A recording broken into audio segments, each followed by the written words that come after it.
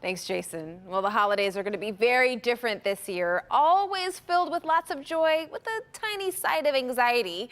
But this year is very different. With everything that's happening in 2020 and what is dished out to us, there are many more things that can make this happy time more challenging.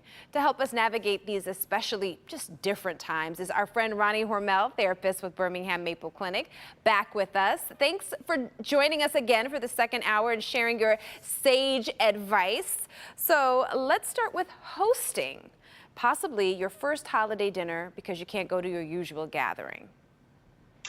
Yeah, it's very complicated, and it's not as fun as the music that you guys have been playing recently that I just got to listen to. I You know, know.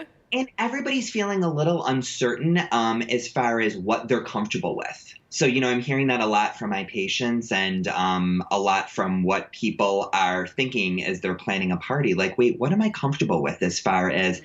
planning a party? Who do I invite over? Are they being safe with the Mhm. pandemic?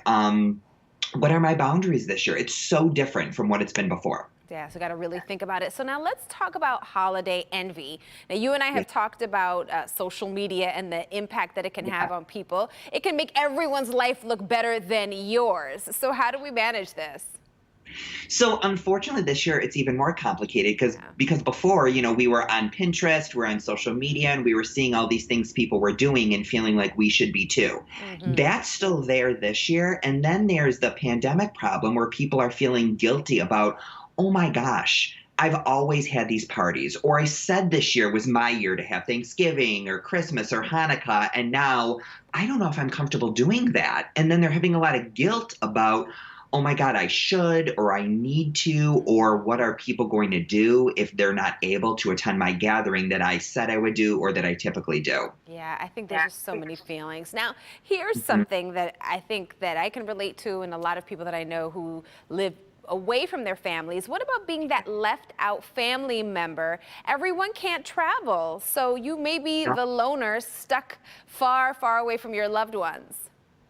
No, and that is really hard. And I really try to validate a lot of people that are having a hard time already with the loneliness. They're kind of honestly, I know it sounds dramatic, but coming off some PTSD from the shelter in place. And then they're like, oh my God, I was really looking forward to the holidays. And what if, I'm unable to fly or be with elderly people? So one of the things that I suggest is possibly planning something that you're comfortable with. Maybe having some friends over that you're comfortable with their boundaries around the pandemic, or maybe you work together and you're involved in something together, and you can kind of have a separate tradition yourselves. Listen, I know we're all sick of Zoom and Skype. I wish that I was with you in the I studio in person, know. but we do what we can. So even though it's a little bit tired now, than it was in March, April, have a Zoom party with some of your family so you can say hi to those elderly people or those people that are just maybe far and you just don't you're not comfortable traveling. Yeah, that makes a lot of sense. This work with what we've got. Now, here's a big one. Yeah, How okay. do we manage multiple and blended families? It's tricky even under the best of circumstances. It's tricky under the best of circumstances, correct. So first and foremost, even though I have my voting sticker, because I did vote this morning, if you didn't see us earlier, go vote. That's right. But I say honestly, avoid things like politics and other world events that could be hot topics.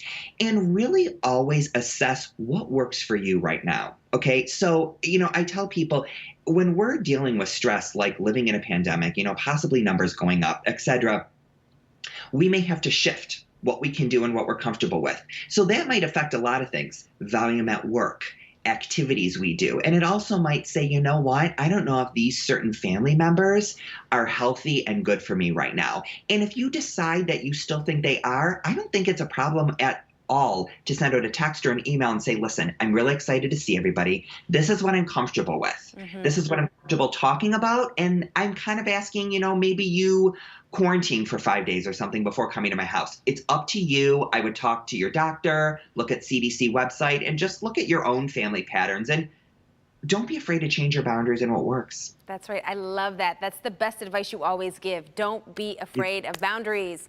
Thank Don't you, be, Ronnie. yeah, Yeah, I love it. Thanks so much. See you soon, hopefully absolutely. in person sooner than later. I know, I know. All right, everybody have a great holiday. Go vote. Thank you so much, Tati. Thanks, Ronnie.